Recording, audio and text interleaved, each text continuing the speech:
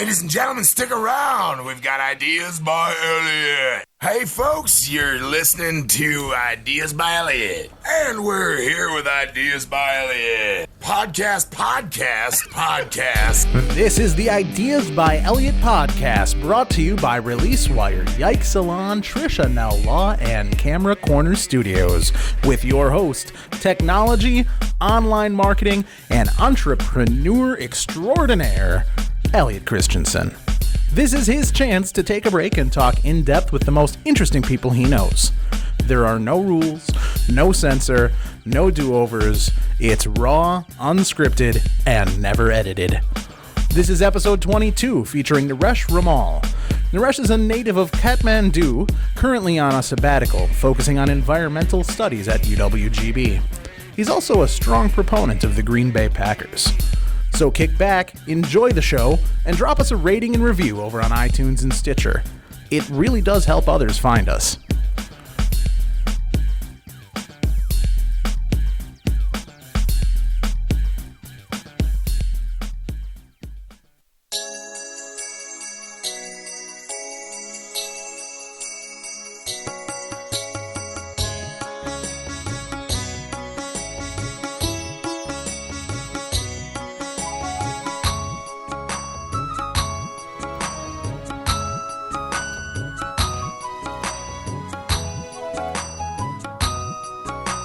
Oh, we're good. Okay. Yeah, Okay. you're going. So I'm here with Naresh Rimal, and you're gonna have to correct me if I said any of your name wrong.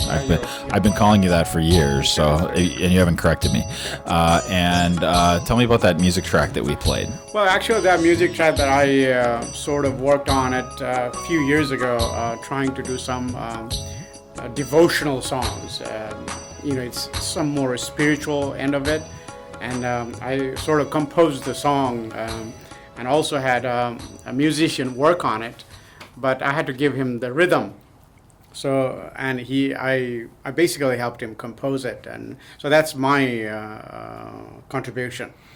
So when you say compose it, you mean like what? What part of that?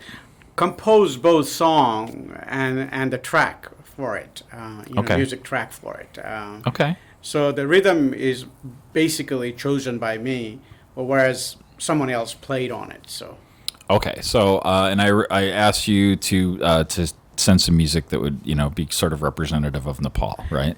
Yeah, it is actually because it plays some local sort of instrument and also use keyboard. So that was actually done very easily within a very small studio that could actually record my work. And that was just something that I was doing off the side, I guess. Okay. And so I asked you that because you are originally from Nepal. Yes. So tell me about that. Well, I am from Nepal. I'm a native of Nepal. I've lived there quite But you're a Packer fan. Yeah, I am a Packer fan. Okay. Of course. Good. Of course, okay. Yeah. I just had to double check. Yeah. Okay. Go on. The reason I'm a Packer fan is because I've lived in this town for many years, long ago, and I've come back after many places that I lived in the world, and this is almost like my second home. Sure. So I want to hear about the other places that you've been, but I want to hear more about Nepal first. Well, as all of you know, that Nepal is just citing it as a very mountainous country, which boasts itself to be having quite a large number of peaks, mountain peaks, called Himalayas. And Mount Everest being one of them. Well, I think that's important. That's where Mount Everest is, right? Which is the tallest mountain in the world. Correct. Right? Correct. Yeah. So I don't think most people actually realize where these things are. I think everybody's heard of Mount Everest, but it's in Nepal. Exactly right. Yeah. So where did you live in Nepal? I actually come from the capital city called Kathmandu. So if you hear about Bob Seger singing about Kathmandu, that's the city that I come from. Yeah. So was that song accurate? Yeah, it was actually. Okay. And the thing is that just a recent reminder for you in regards to Kathmandu is just the earthquake that we just recently had, just a few months ago, very Right. devastating. And while I was here in Green Bay, that event took place, and I went back there and see how my family were doing and checked out how things were. But it was kind of nice to find out that they were upright there, doing very well. So you're here in Green Bay, Wisconsin, but you have family back in Nepal. So, like, talk about your family a little bit. Well, the reason I came here after a long time is this is a sabbatical opportunity that I got here at the University of Wisconsin in Green Bay to do some research work and collaborate with some of the retired faculty members at UWGB.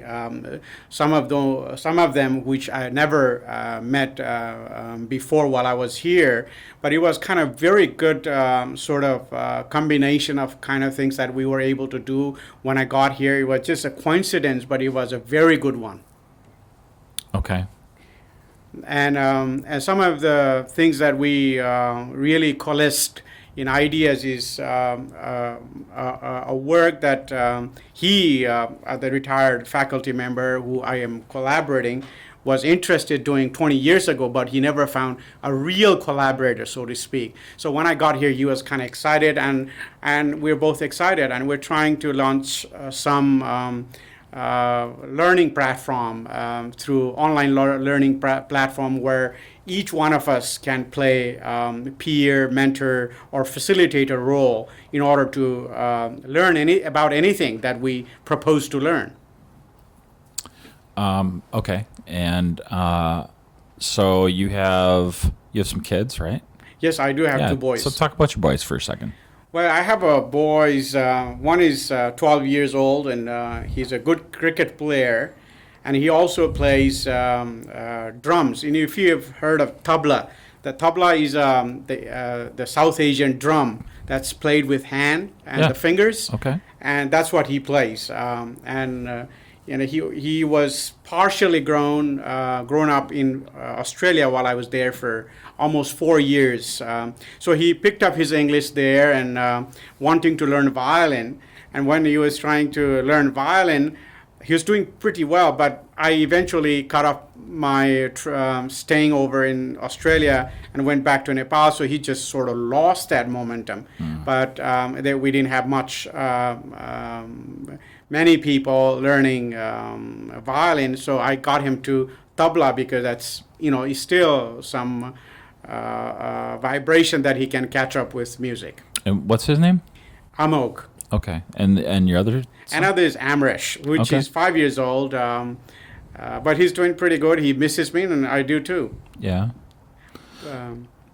So you have plans to have them come over, or what's your... My long-term goal is that I will be able to create some synergy between these two countries which I have enormous amount of experience gathered throughout my life.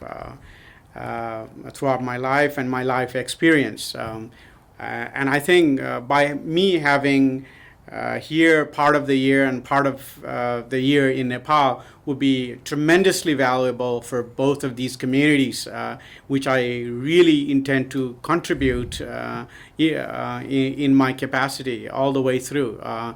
As I said, that I graduated from here from Green Bay, and then went back to Nepal and did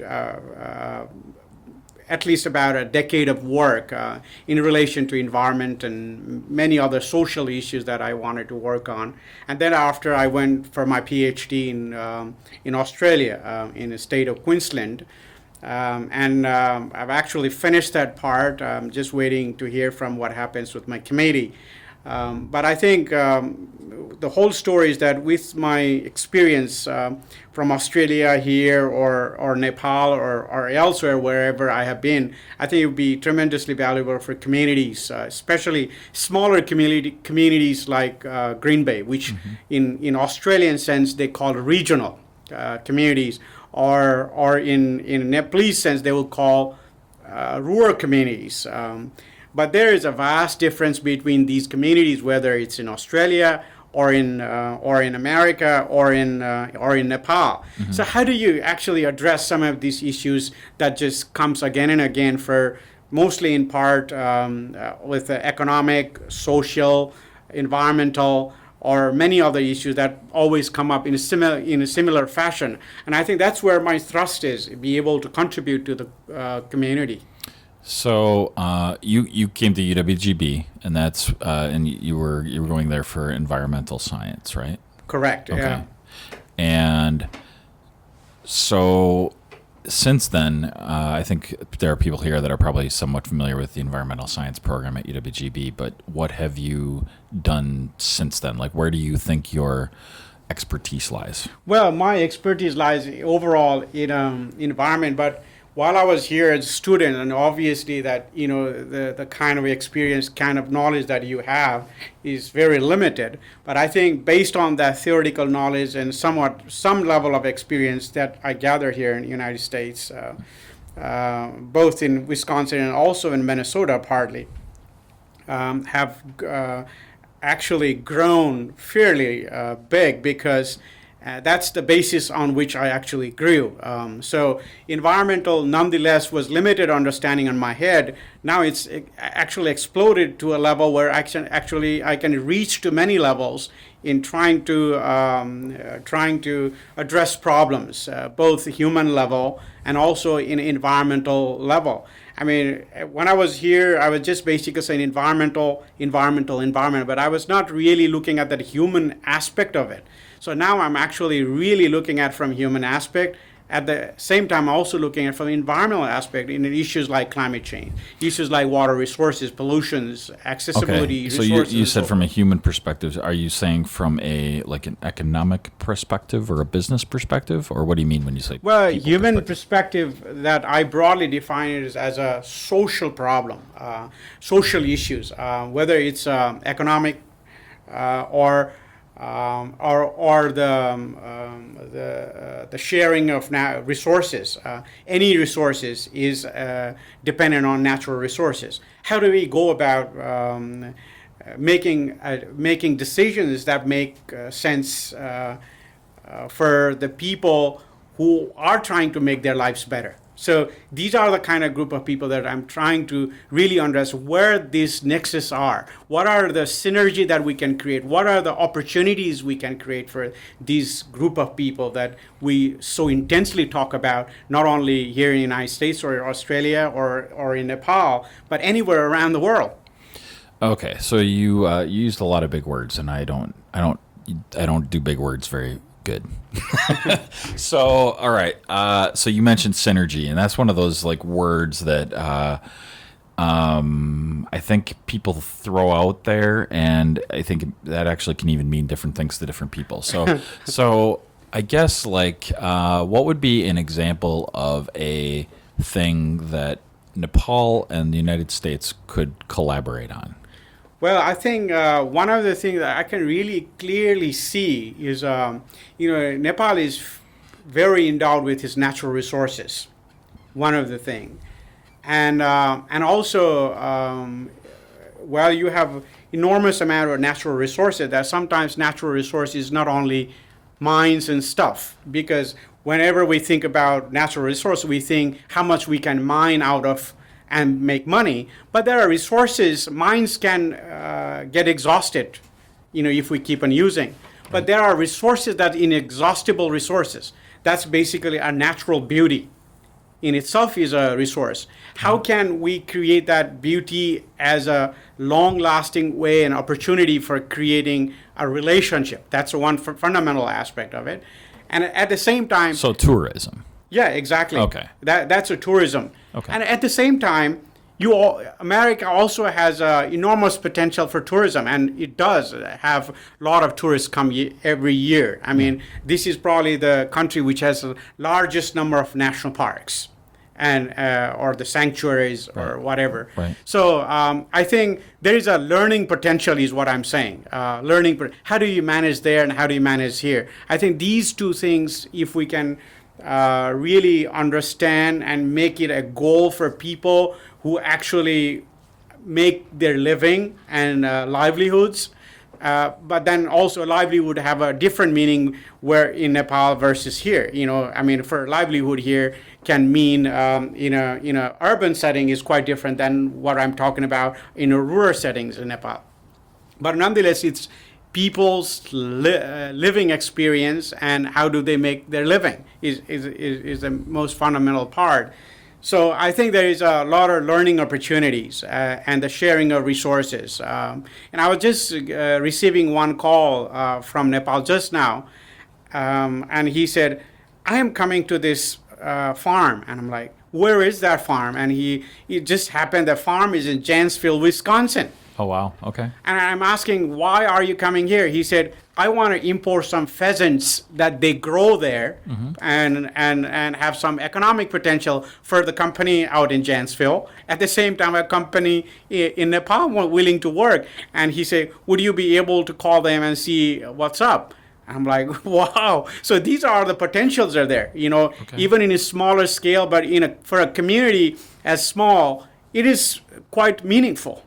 Yeah, so I think there are these kind of synergies we can always draw. And not only that, one of the things that I'm right now working on this free university concept, where one of my colleagues here in Wisconsin worked with me, and we're trying to launch that from here in Wisconsin and also in Nepal.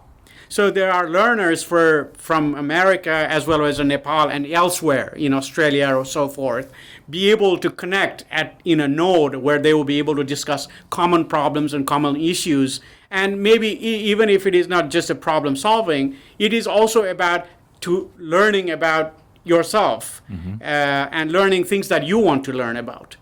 I mean, the learning never ends. So those opportunities we're trying to create online, free of cost, and no tax. So a few things that just struck me. You mentioned that the United States has more national parks than probably anywhere else. Yeah. I think that actually that's a misconception. I think that people in this country don't realize that, or maybe don't appreciate that. There's a lot of national pride here in a lot of ways, but I think I think a lot of people look to other areas like Europe as more enlightened in like environmental concerns and those kinds of things. What do you think about that? Well, I think it's a perspective that people can have, differing views. If you look at Europe is very small compared to the United States. That's one of the obvious reasons for Americas to have much and many more resources that comparably with Europe. We can talk about this human-built environment is what we call. They may have that built environment, which is age-old built environment and historical. Yeah. Context that you can compare, and there is no comparison between the United States and Europe having more. But if you look at a per capita national park, I think the United States has probably the most national park. But that does not mean that the number not necessarily may mean that we have the largest acreage of land set aside for national park compared to the whole size of the country itself. Right. But that's beyond the discussions and understanding. Yeah. So I guess I'm just I would like to get your perspective on. So first of all, you're from Nepal. How would you compare and contrast Green Bay, Wisconsin, with Kathmandu?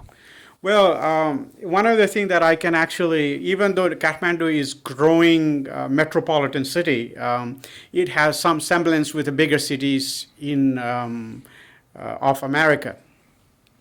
But that does not end right there. It's a very complicated city because there are a lot of surroundings communities within Kathmandu are very rural.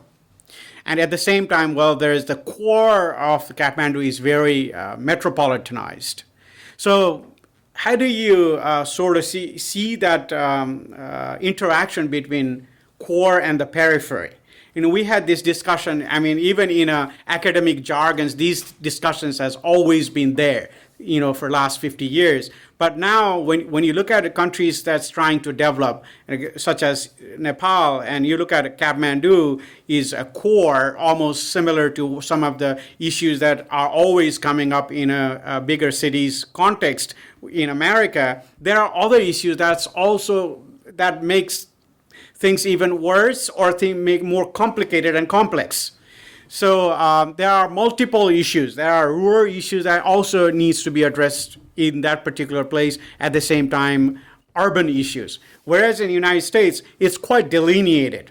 It's that the mix of urban and rural is delineated fairly well. What's urban versus what's rural. So that's where the challenges are for countries like Nepal, whereas in America it's quite well delineated. But even said that, when I was here in Green Bay almost 15 to 20 years ago, and now I compare, after coming so long, I just compare how the rural scenarios are changing. One example that I can see is like how the farming, especially when I go and drive around the farms around here in the countryside. Right. How many barns are gone, how many silos are being destroyed. I mean, that also tells although societies may still be rural, still getting towards more urbanized societies. So urbanized meaning that we're now used to more modern tools and modern materials in order to answer most of your need or to address most of your needs.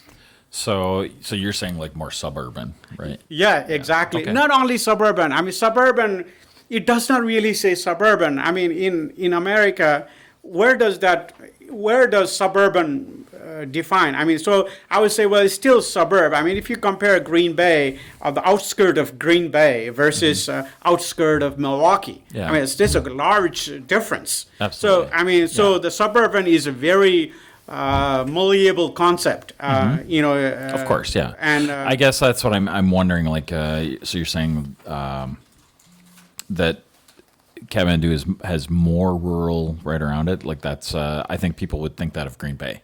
Yeah. So people, throughout the United States, they hear about Green Bay. They think this is a tiny little town that's basically, cheese farms. I think that's what they think Green Bay is. Yeah. And your perspective's a little different than that. Yeah, I do. And I was just checking some demographics around here, and 20 years or 15 years ago, Green Bay was quite a different town, and the diversity that has grown in and around Green Bay is just tremendous.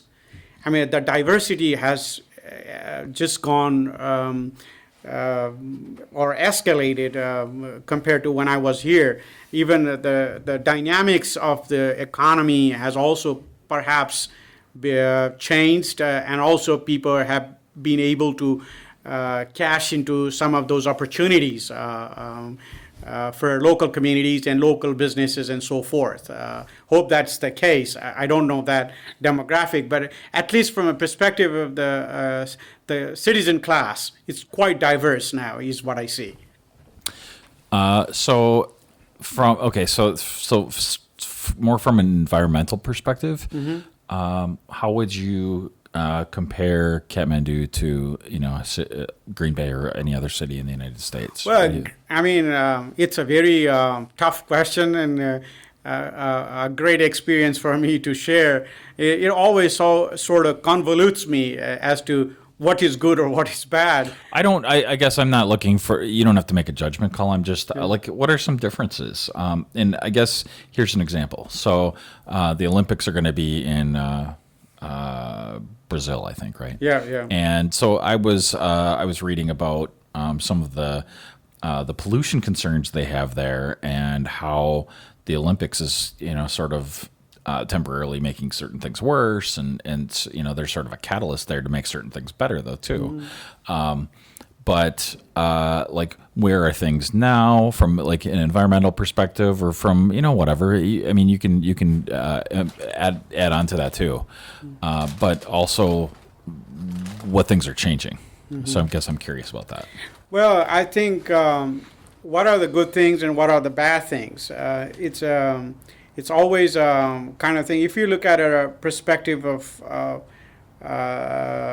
just the urban growth, which I always have, which is one of the major concern in Kathmandu.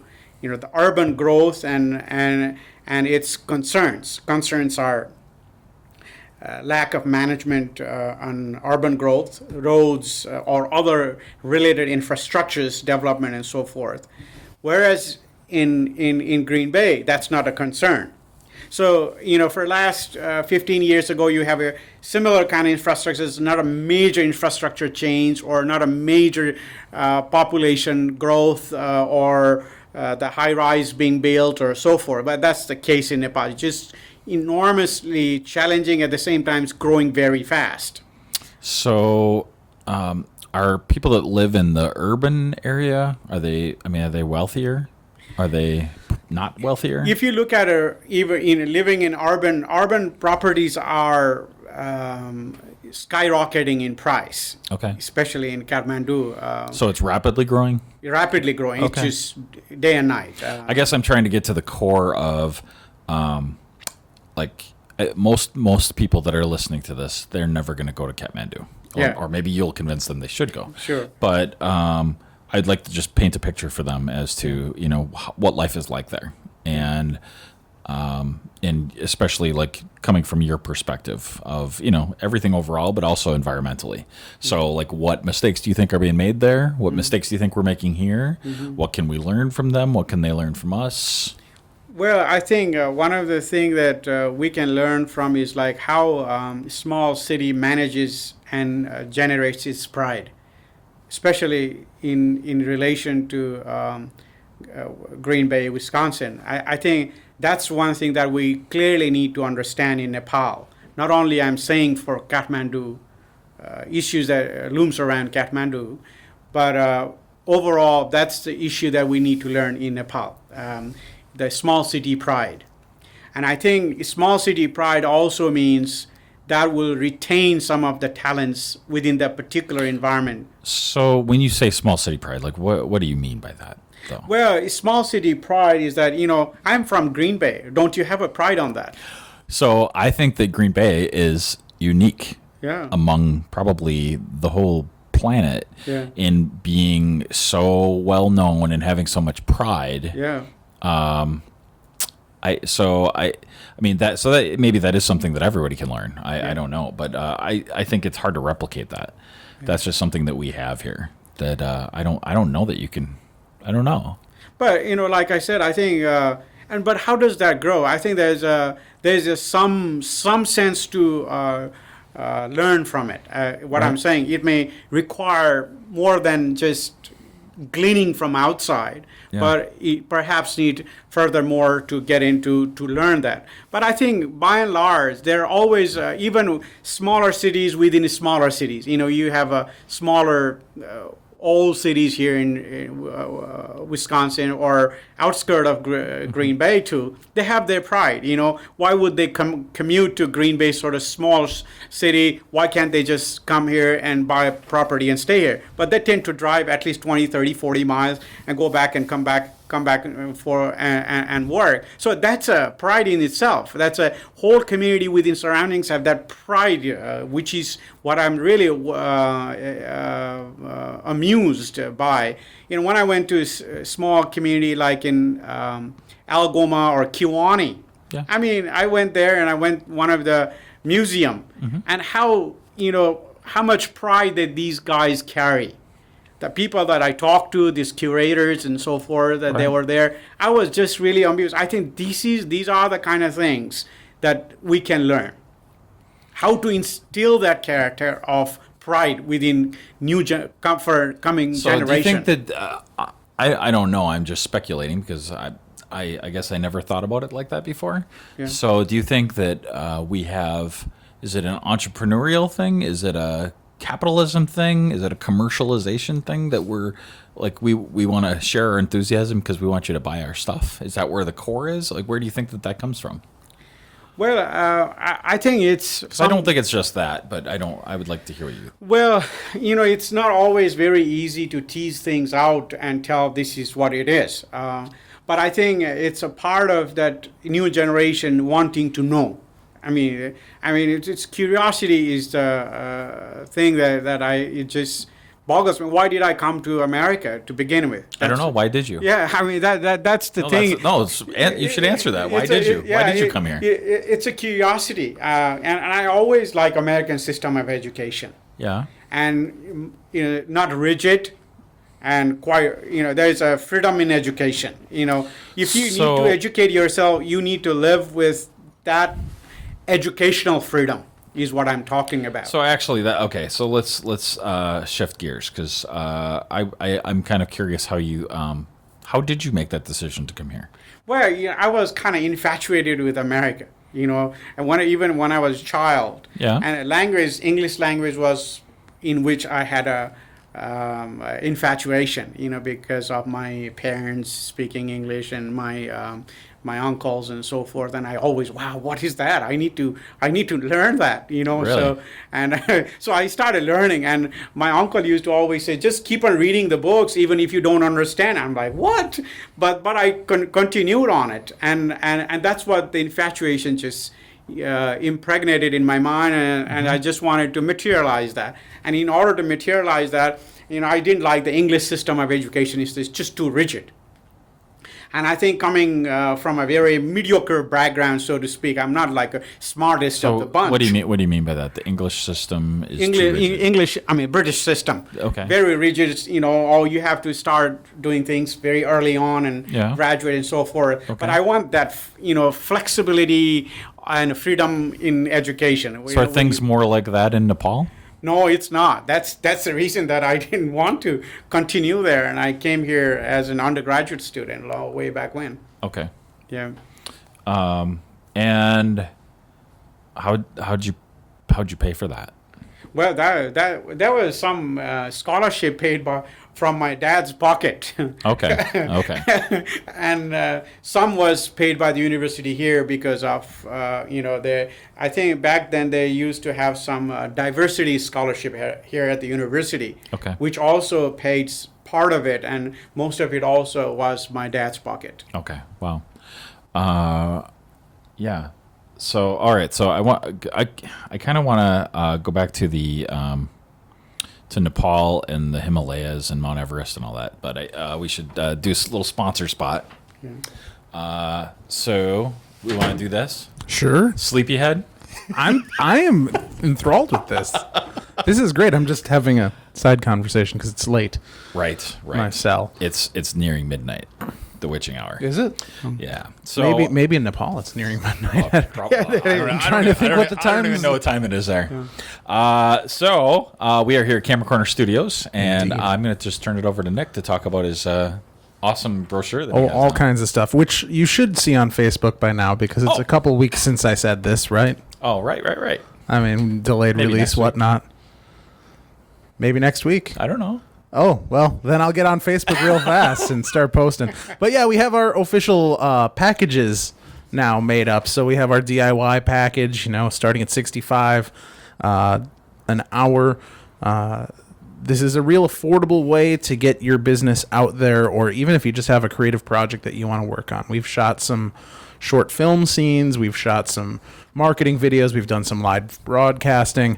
And if you just head on over to Facebook and search for Camera Corner Studios, you'll see our rate packages.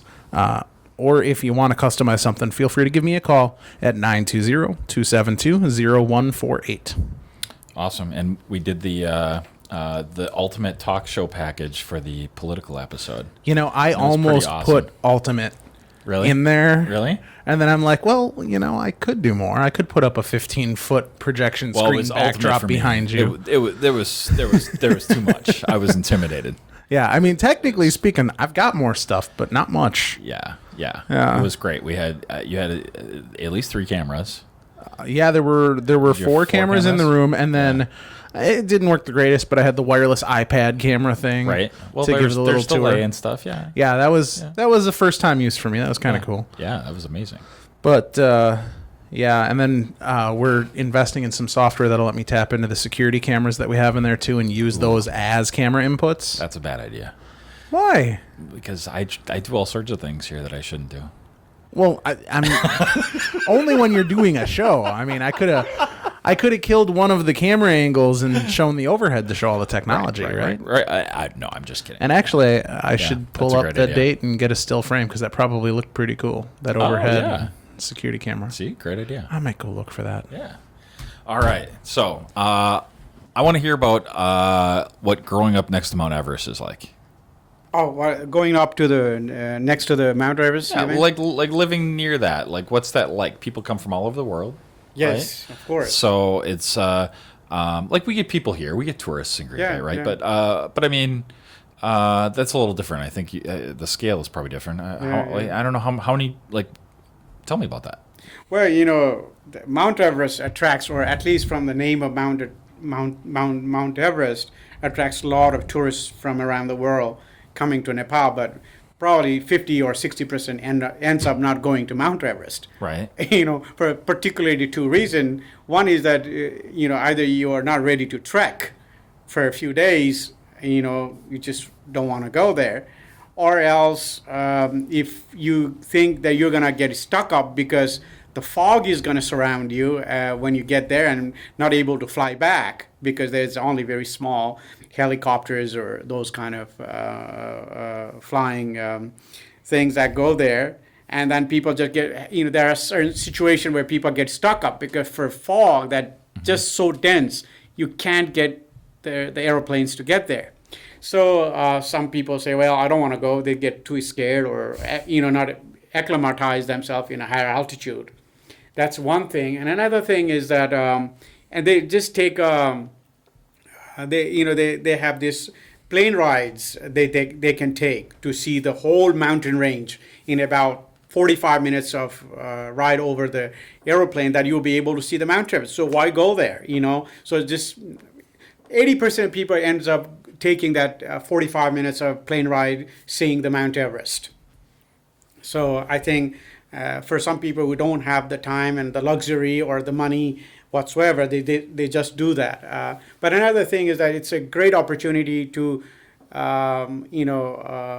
for people in America or even in Wisconsin, the place that used to be called Shangri-La 50 years ago, it's not a Shangri-La much because I have to be very frank because of the kind of issues that we are dealing with, the economic or the city mismanagement or whatever may be the case.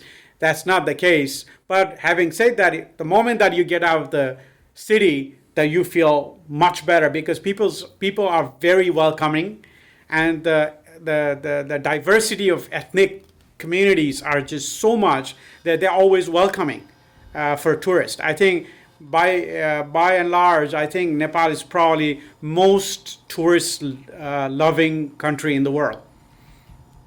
What do you mean when you say that? Because they are very welcoming. In many parts of the world that you go and, there are stories of, tourists being abducted and killed or, those kind. But these things never happens in Nepal. So, okay. And I know people can look this up, but so where's Nepal located? Nepal is located right between Tibet, which is a part of China now, and in between India. And a lot of tourists coming from India or China, and they find Nepal quite unique in its own sense. And they always enjoy that difference being in China or India coming to Nepal because people are such a low-key people that they just welcome you.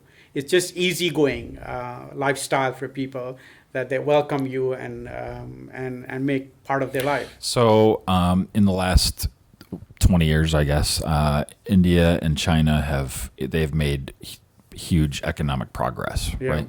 So how's that impacted Nepal? It has not made so much impact per se from their growth and prosperity, but certainly it has also affected us to in a very small or minuscule level for people who've probably been able to make money or economically grow.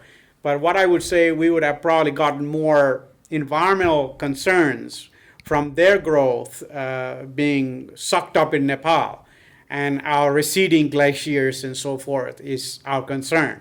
So I would always say that it's not only that what we have done worse over the years or made it worse over the years is not only causing that problem, but it's also a problem that's been caused from somewhere else. So those are our neighbors. So there is a good thing and bad things, like we always talk about. So, when people think about environmental issues, I think there's a few things I think about, but I think what comes to mind is when I think about that is China has a lot of water pollution. India probably has a lot of that too, and certain cities in China have smog problems because of air pollution. So, are those issues impacting Nepal? It's not directly impacting. Indirect implications is, like I said, it's a receding glaciers. Okay. So which is basically affecting the melting water. Okay. Because quickly melting away means that we'll have less tourists going to the mountains to see the glaciers, and that's a major loss. And at the same time, because losing water is another loss, because Nepal boasts itself to be one of the richest country in the world, having its natural resources, in which it depends on its livelihood and possibly a future economic growth based on water resources. Primarily hydroelectricity that we could produce. So I think those opportunities, if are gone, then we'll be in a deeper problems, enmeshed into more deeper problem. So, and I've heard some of this stuff vaguely from you, and I've read some things before, but I'm looking at the Wikipedia page for Nepal right now. And so in 2008, there was a kind of a change where the United Communist Party of Nepal won the largest number of seats. And in the United States, I think people have a kind of a reaction to anything with the word communist in it. So, how has that impacted things over there? Well, it's a very complicated, complex, convoluted, and issue for Nepalis, all Nepalis, including myself. And these are the people that I'm not really 100% sure are going to or did answer ills of Nepal, so to speak. So that's the reason that we never had a stable government, and one after the others we've been removing, or the peoples are removing them from the power. So hopefully, my first question was, how in the world this Communist Party were given even a benefit of the doubt by the international communities that includes America. Why did they give benefit of the doubt? Because they were surely one of the major one of the major group of people or the parties to talk about or create anti-American sentiments.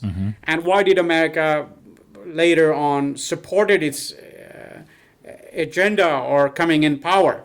I would expect that should not have happened, but there may be larger issues of politics which we don't know. But I think, long behold, they will be gone. That's my hunch. Who will be gone? These communist regime. Yeah, because reading some of this, it seems like it goes back and forth. Yeah. And so that's kind of interesting.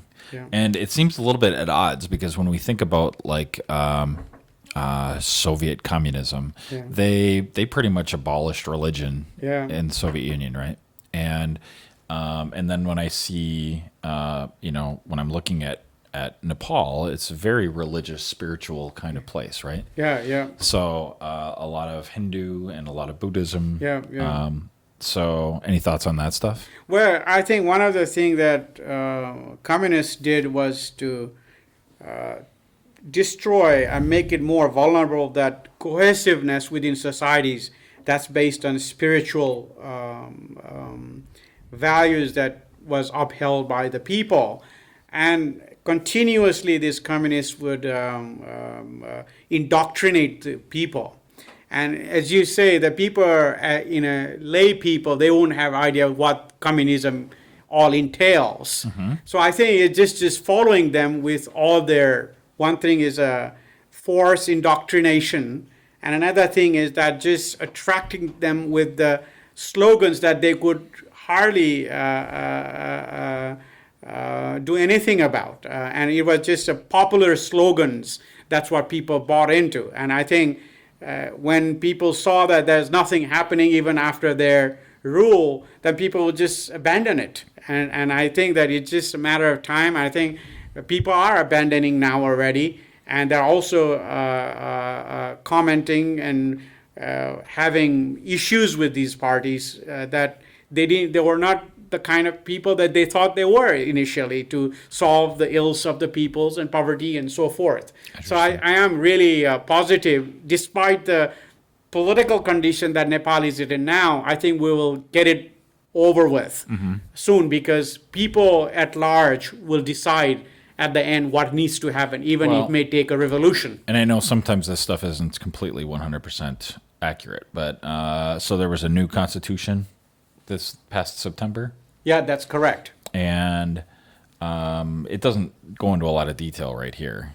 I can click for more details, I guess. But basically they have it set up into 7 regions, and that's all it's talking about. So do you have any thoughts on that? Does it seem like everything's kind of getting together or not? Yeah, it's not getting together. There are a lot of issues and concerns raised by many representative groups in Nepal that are not satisfied with what Constitution brought about, or neglected them at the beginning, or in the course of even promulgating the Constitution. So that's their issue, rather than issues whether that addresses their issues or not on point. But they were pretty much not included during the process of whole. So we have elections here, and we had Alex here, and he was talking about a local election. So are elections held there, and are they similar to here? It's very, we thought it's a very sad issue that took place 20 some years ago. We thought getting power to people from absolute monarchy was way forward in democracy. But that never happened. We created getting rid of power from one king or the monarch. We created power centers for other political parties to enjoy. So it actually never delivered anything to the people. Okay. Very little to the aspiration of people. So the reason now that we are in chaos is basically that political parties, whatever ways they define democracy, is not the kind of democracy that people wanted to see. Okay. So it is a failed democracy in a way. Interesting. So, like currently, after this new constitution, are there elections there? Well, it's supposed to be election, but it seems like the political leaders wants to be in power, so they have one issues or other issues they keep on bringing not to hold elections so that they can continue to be in power. So for me, that's not a democracy. Yeah, that's right. Autocracy for me. So okay, so if and I know you don't know the answer, but just speculate. If magically we could bring our system of government over to Nepal, right? Do you think almost everybody would vote?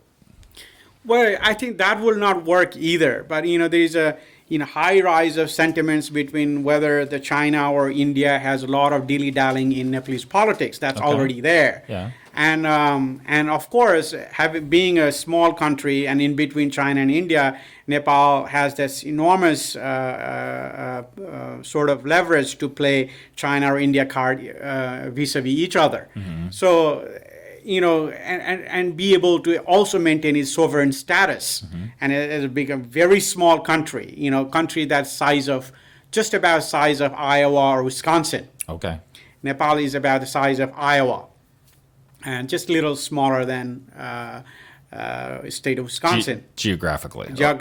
And Okay. in size. Yeah. And so it's a very tenuous path the country has to walk or wander through in order to come and address many problems, economic, social, environmental, or many others that yet to come to be solved. Okay, so this is just a kind of a dumb question, I guess. So what's the climate like there? Climate, actually, this year was kind of cold, colder. I mean, especially if you look at it from just a Kathmandu perspective, it was, the month of October here and month of October there is about exactly the same. Okay. But the thing is that here we start getting, worse and worse in terms of, getting colder and colder. Yeah. But that in there doesn't get worse than about, in Kathmandu climate, it does not get less than 32 degrees Fahrenheit. Okay. So that's roughly 0 degrees Celsius. Okay, so it's about 50 degrees warmer than here. Right now, yes. Yeah. It's not that cold here, but it's I don't know. It's actually pretty warm here. I can't really complain. It's January in Wisconsin. January, and we don't have much snow. And Right, so. right. Okay, so I want to ask you some fun questions. I'm going to quick just mention Release Wire, and I want to remind all the small business people listening that they should go and set up a free business profile page at releasewire.com, and you can submit press releases. They have press release publishing services, and they can help you with every step of that. They have some geniuses over at ReleaseWire, and we have some new stuff that hopefully by our next episode we'll be able to switch gears and talk about some of that stuff that they've been kind of working on and are very excited about. So I would like to thank ReleaseWire for helping us out and supporting the show. And all right, so now I'm gonna flip back to Naresh, and I want to just ask you some fun questions. Okay, hope I can answer them. Because you're talking international politics and saving the world. So now I'm just going to ask you some fun questions. We have a few minutes left, and we'll see where this goes. So, okay, this is sort of philosophy. This is our segue question. Mm-hmm. So if you could only choose one of these two things, you could eliminate hunger and disease, or you could bring lasting world peace. Which would you do? I think lasting world peace. Okay. I will also say why if I have the time. Yeah, elaborate. Yeah. Well, the reason that it's your show. We thought in Nepal. I'll give you an example. Nepal is one of the poorest country in the world, financially, economically, and so forth. And we thought that by addressing the poverty, the kind of poverty that we have, I think will also create opportunities for people, and the countries can forge ahead and develop or be at least in the rank of somewhere that it should be. But what happened in that course, it also created the anomalies of rich and poor, the crack between have and have nots just increased tremendously in the course of what we call development. And what it actually led to is conflict. We had this huge, we call earlier the Maoist conflict between the state and which we call insurgents. And that created an enormous amount of conflict, and at least about 20 to 30,000 people died. Mm-hmm. And the Maoists, this communist group that they came to be in a position in the government, they were the very one who killed as many people. So we gave all the benefits of those to the people who killed their own to be citizens at the front to coming in their power. Mm-hmm. And that created a lot of this confusion, conflicts, and which we call the lack of peace, justice, and many other things that the society requires in order to make momentum in their life. So what I would say is the peace is the quintessential for any growth that we see possible in future. And I think that part is not only an example from Nepal, many conflict-ridden parts of the world, including Sri Lanka, including South Africa, where the Nelson Mandela fought. If there was no Nelson Mandela, I think we would be fighting between the local communities within that white and the black communities be fighting. But I think that at least put together the communities that's required for the country. So I think peace is the most important aspect. If we cannot do things in a precondition of peace, nothing will prevail. Okay, that's awesome to hear. Okay, not as fun as I was hoping. All right, so you grew up in a country full of mountains. Yeah. Okay, so would you rather have a beach holiday or a mountain holiday? I think I would have both. There is no or. And is what you need to say. Okay. So you would have to go to L.A. or something? Or Oregon. Or Oregon. Oregon, yeah, or I think you said it right. I think I said it wrong. Oregon, or in New Zealand, has glaciers and the coastal areas. Yeah. Okay. And have you been to New Zealand? Yeah. Okay. See, well, so tell me some of the what you've been everywhere. You've been to Australia, New Zealand, to India, to China, to Taiwan, to Bangladesh, to India. So what are your top favorites? What are your favorite places? Well, I think it has become such that every place becomes so beautiful and just enduring for me to visit again.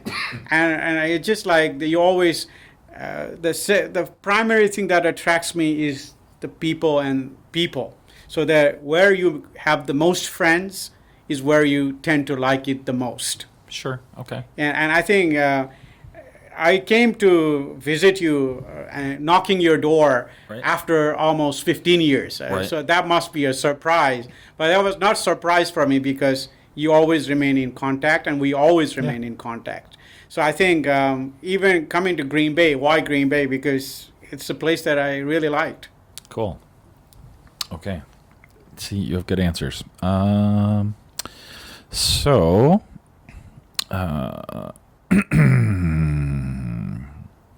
these aren't fun. These are silly. Silly questions are pretty good. Okay, you know what? So you kind of copped out on the on the question about the vacation, right? Yeah. But so if you go on vacation, what would you like to do? Like, what would be your top favorite thing to do? Well, I mean, I've never been to New York, to be very frank. Okay.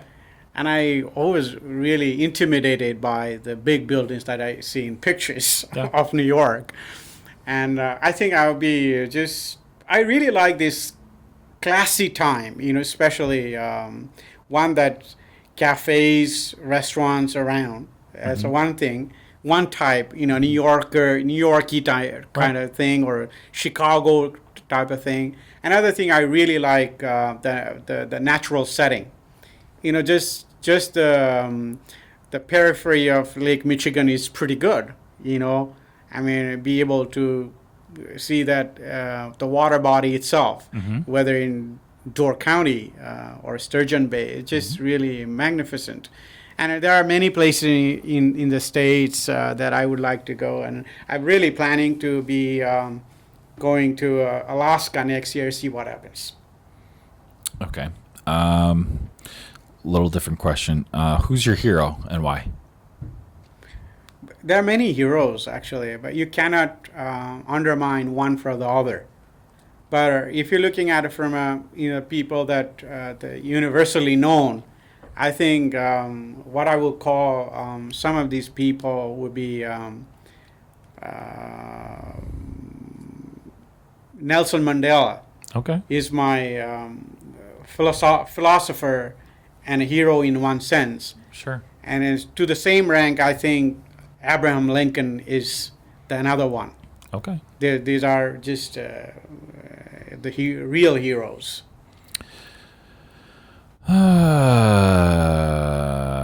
What is your favorite sport to watch? You mentioned cricket and you mentioned the Packers. What's your favorite sport? Well, of course, football, American football. I was just going to say American football or real football? American football. So, okay. I was listening to another podcast today, and they had there was a British guy on, And he immediately said American football because otherwise it's confusing. And he mentioned soccer, not football. So because that's clear, they should just change the word. They should just switch it. It should just be I don't soccer. think all. See, that's the Here I am, an American born and raised, saying We don't have America another should word. not force the rest of the world to change the name of their but favorite they're using sport. our word. They're calling it American football. I think They're not calling it football something came else. before football. It doesn't matter. They're calling it American football. They should just come up with a different name. We gave them a name. We said, how about call it soccer? All right, okay. Oh, all right. Or they can give us a new name. We can start using their name. But American football, that's too long. That was an enlightening discussion on foreign policy, Mr. Christensen. I'm not as smart as you guys. I can't help myself. Okay. Hey, Naresh, Yeah. where are you going? You're looking around the room. Is there a rodent? No, I'm just looking for water, actually. I don't know. Where did I lose? I'll get you some. No, I think that's the bottle that I have in there. Oh, okay. Okay, just a few. I just have a few more fun questions. All right. So, how would you spend $1 million? That's a pretty good thing. How do you spend $1 million? Yeah. Well, I want to travel the world. Okay. Yeah. You haven't had enough of that? Not yet. Okay. And so you've been all over the world, and you've had all sorts of different kinds of food. What's your favorite food? Wow, it's I've eaten about so many different types of cuisine. I sort of improvise from all those that I have learned, and I think that's my favorite food. It's pretty much a food that I make Okay. with combination of all that I learned. So that's my food. So it has some international flavor, I think. So, and on that note, you consider yourself to be vegan. Yeah, that's right. Okay. And why? Well, I was eating meat at least 5-10 years ago, but I quit eating meat just to be in healthier side. Okay. Because I had some health issues that I could have avoided if I would not have indulged so much myself into eating meat Okay. or too much protein. Okay. So, Okay. So I think that most people, I don't know, I don't even like to say most people, I guess, but it seems to be more philosophical than that here, from most people that I hear. But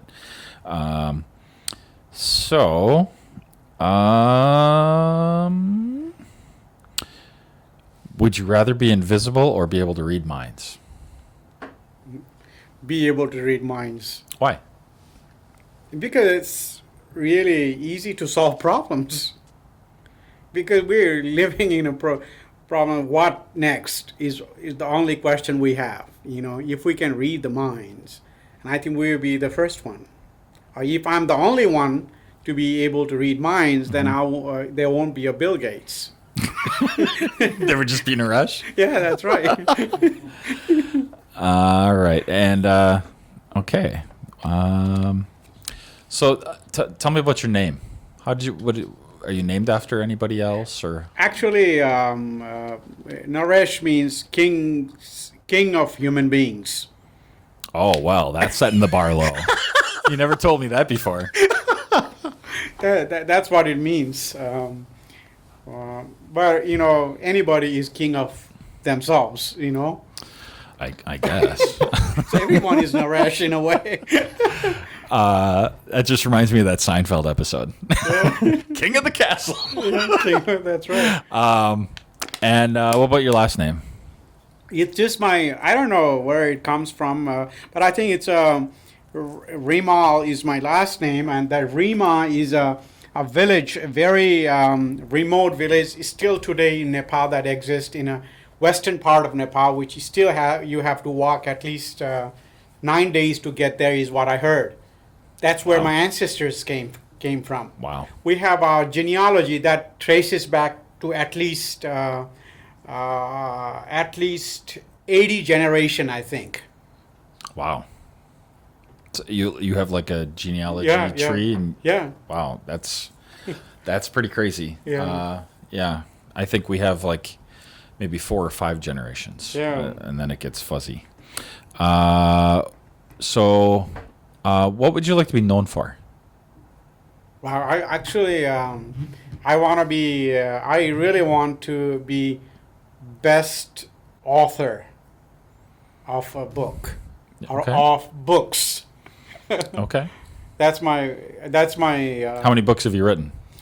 I have edited one, but So when are you going to start? well, I give it is just not just the next day or a week or so, but at least the next 10 years Okay.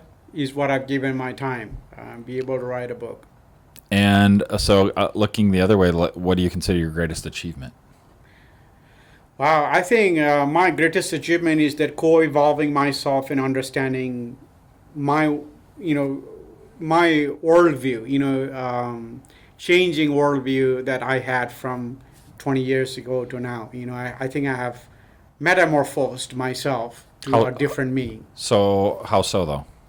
Because, I traveled. I mean, you used to be better looking, but other than that, Yeah, I've what's grown changed? a little older than what I used to be, but I think it is basically the gathering of your experience. It doesn't have to be that you gather your experience through working for someone or working for yourself, but I think it's overall experience you gather from your outlook of life. I think that's an experience in itself which is mega $1 million worth.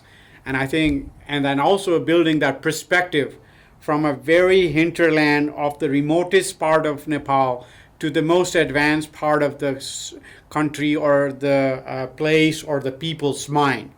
What I've actually come to understand is that people, when they speak of their mind at whether it's their most rural part of the world or this most smartest brain where they are, I think there is some similarities. And I think by having to come to a level to understand these two smartest bunch, I think we'll be able to address most of the world's problem. Because what we are not understanding is one talks a different language, the other's just trying to talk. And I think by coming somewhere in the middle or maybe learning each other, not even coming to the midpoint, but learning from each other, I think that what I call is dialogue. Dialogue is a fundamental part of learning, is what I've come to realize with my PhD. The only way to learn, and it's not only about, it's a linear learning process where a professor comes to the class, lectures, you make a note, and you give an exam. You have multiple ways of learning. You have all of these technological abilities nowadays to learn. These are all possible tools for learning. And you can make that learning opportunities grow enormously fast, quick, and effectively if we can use it wisely. And I think that's where my co-evolving is. You co-evolve over times through dialogue, and in that process you become more enlightened. Okay. So when you come back to be on the show again and we interview somebody else, who would you like that somebody else to be? In a real, I'll give you yes, real. Number one, real, number real. two, number you, three. You can give me number one, number two, number three. Well, that would be very difficult. But if So I ask everyone that question, and most people say Aaron Rodgers. So you don't get to say Aaron Rodgers. That's the only rule. Or Aaron Rodgers' girlfriend, because we get that quite a bit too. Yeah, but I think everybody would show up for her. Right. So who do you think? yeah, I think people less ambitious than they can reach, I think would be comparable partner for dialogue. Was that an answer? Yes. So who? Anyone who are less ambitious than they can reach to a level is comparable for me for an interview. Dialogue. Or I have. Oh, I'm not having you back every week. You got to pick one person. Well, this is really tough. You can. You cannot get a breath. I think you're a politician. Well, I think all people are good, and I would like to talk to all people that aspire. But I think I'll be really liking to talk to Bill Gates. Okay. So if Bill Gates is not available, you got any other choices? He's usually busy in Africa. I call him, and sometimes he calls me back. It's been scheduling. He's turned down so many appearances. Yeah, I would like to talk to your mayor here. Okay. I really want to know what's his vision for Green Bay. Okay. That's a good one. I actually think I don't think anybody said that. Have they? No, they've mentioned Donna, his wife, Right. but no one's actually asked for Mayor Schmidt. So all right, good. I'll make sure you're back. And I think that's attainable. Oh yeah. We could. Yeah. He promised me he'd be on. Oh, really? Wow. Didn't know that. Yeah. But I don't think he knew what he was agreeing to. He hasn't heard the show yet, but he. Well, I don't know. Will do I it. don't know. He just it just seemed like he didn't know what I was talking about. So we'll just close out with the rest of that song. So thanks Naresh for being here. My pleasure. That's it. We're good. It's a wrap.